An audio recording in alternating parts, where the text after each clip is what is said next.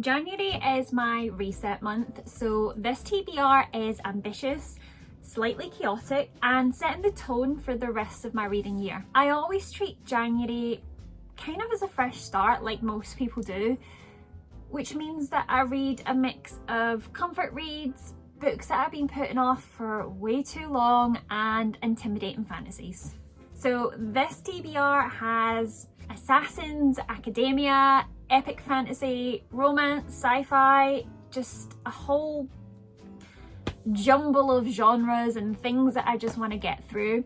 It is all from my physical TBR except for 2 books, so it ticks the box of trying to get rid of as many of my physical unread books as possible. Hi reader fam, welcome back to another video, or welcome if you're new here. My name is Chloe, aka Coca Beans Books, here on YouTube, and it's great to have you here. So today I'm obviously sharing my January TBR, and I'm gonna give you a quick overview of each book, but there are quite a lot here, and I kind of think that with most books, I personally like to go into them not really knowing a whole lot about them, so it's just going to be a very brief overview. So without any further ado, this first one needs absolutely no introduction, I'm sure, but I want to read Assassin's Apprentice by Robin Hobb. She is one of the founding fathers of fantasy, I feel like. She is the it girl in the realm of epic fantasy, and this is a classic following Fitz, who is a bastard that is trained as an assassin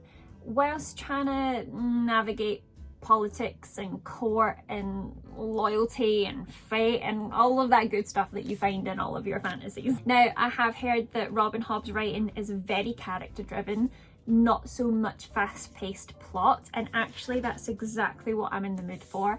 Usually I am a plot girly through and through, but this January I just want something that is emotionally impactful. I really want to fall in love with new characters again. I haven't found a series where I am so invested in the characters and their journey in such a long time, and that's exactly what I'm craving, and it's exactly what I want to kick off my new year with. So it feels perfect for a slow, immersive January read. Next up, we have A Study in Drowning by Ava Reid, and this is a dark academia. I believe it's a YA sort of gothic vibes, fantasy folklore, and the story itself follows a student who is researching a reclusive author, and along the way they uncover a few unsettling truths. Honestly, I'm here for the moody atmosphere. January's dark, it's gloomy, it's cold.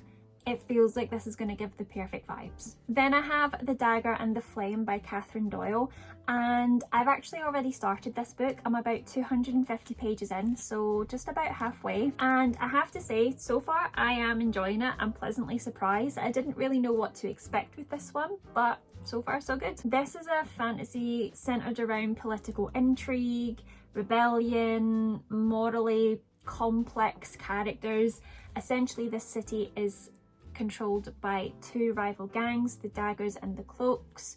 The Daggers are the assassins and the Cloaks are the thieves, and they are having to, for the first time in their history, work together to try and defeat an overarching threat. There's some pretty good world building in here. I wish there was a little bit more showing rather than telling. Sometimes it gets a little bit info dumpy, but so far the plot has kept moving. I haven't had any lulls in it. I've not been bored at any point.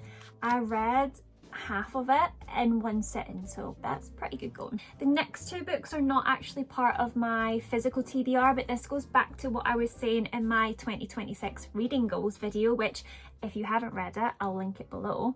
But these are books that I've wanted to read for a really long time. They have been on my TBR/wish list forever. And honestly, I just think that it's criminal that I haven't read them yet.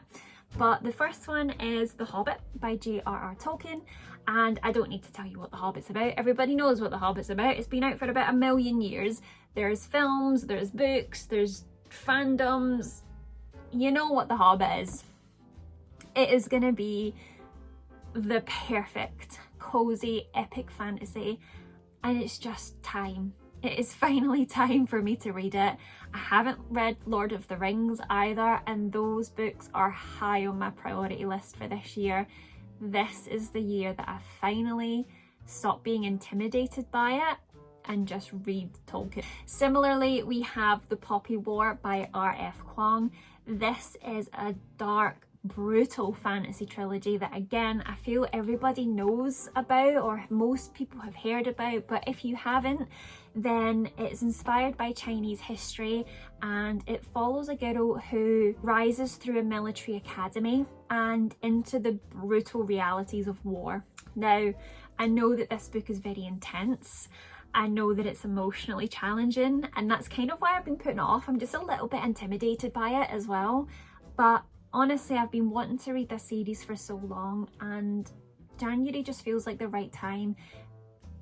One of my main goals is to read the books that I want to read, and I'm finally going to stop putting off what I'm excited for and waiting for a good time to pick them up. I'm just going to dive head in. Next up, I've got a couple of lighter reads, and this ticks 2 boxes for me, because not only is it getting books off of my physical TBR, but it is finishing series that I've started, or at least continuing them.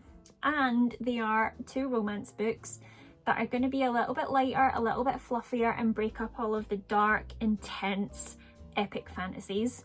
So the first one is Heartless by Elsie Silver. Now, this is the second book in, I think it's called the Chestnut Springs series. I read the first one, Flawless, last year, and it was actually surprising. I'm not really a romance girly, but this one, or the first book in this series, was somewhat enjoyable. It's a small town romance with that grumpy sunshine trope. Definitely a bit of a mood read. It's definitely acting as a counterweight to some of these other books. I don't own the other books in this series, and I don't know if I will buy them. I think I might just read this one and then call it quits with the series. I'm not sure, but it at least finishes the books of this series that I own. So I'm taking that as a win. Next up, we have Bad Girl Reputation by Elle Kennedy, and I read Good Girl Complex by Elle Kennedy last summer, I believe, and that is the first book in this little companion book series. I believe there only is 2 of them, so that's another one that finishes and ticks off that series completion box. But essentially this is a contemporary romance that follows one of the characters that was mentioned in the first book. When she returns to her hometown for her mother's funeral, she rekindles this spark that she had with her high school sweetheart. Although historically they were really bad for each other, it was a bit of a toxic relationship. They were a very bad influence on one another. So it's trying to navigate all of those feelings and figure out how they can move forward from that, I would imagine. I remember liking Good Girl Complex, so I do have kind of high expectations for this one. I do think this is going to be one that I'll enjoy. Moving back to the fantasy sci-fi realm then, we have Artemis by Andy Weir, and I think the only sci-fi book on the list this month.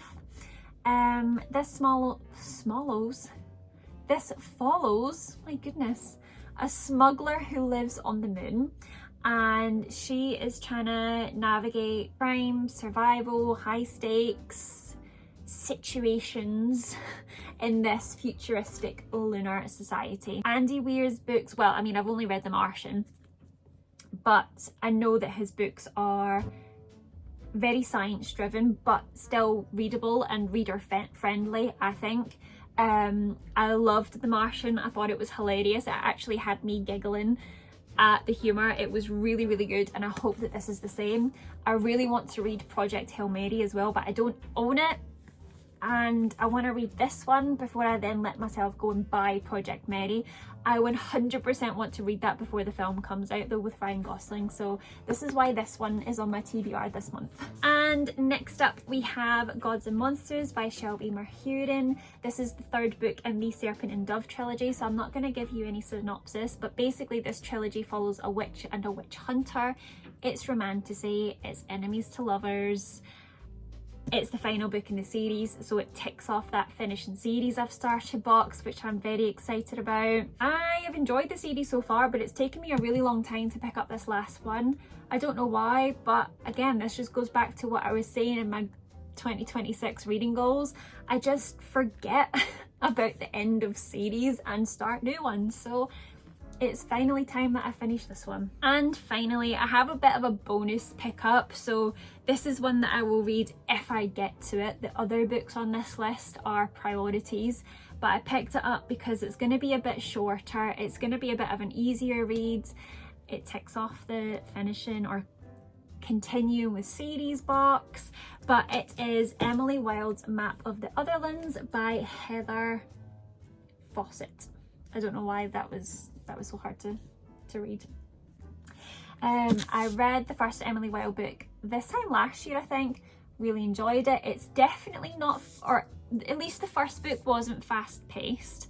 I didn't think. It was very character driven. It was very typical cozy fantasy. It has a lot of fae lore and whimsical charm. This is very much an if I get to it read. If not, it'll be in my February TBR though, because I do want to continue on with this series, but I really hope that I get to it this month. So overall, I think that this January TBR is a good mix of ambition but also comfort reads. There are some very big fantasy worlds in this TBR, but also a few lighter romances that have been sitting on my shelves for just far too long. But don't forget to let me know in the comments, guys, if you've read any of these books and what your thoughts are, or if there's any that I should prioritise and read first. I really do love hearing your thoughts and recommendations, and I love chatting with you in the comments, so please do. If you enjoyed this video, then don't forget to give it a like and hit that subscribe button if you want to see more bookish content from me. I'll see you in the next one. Bye guys!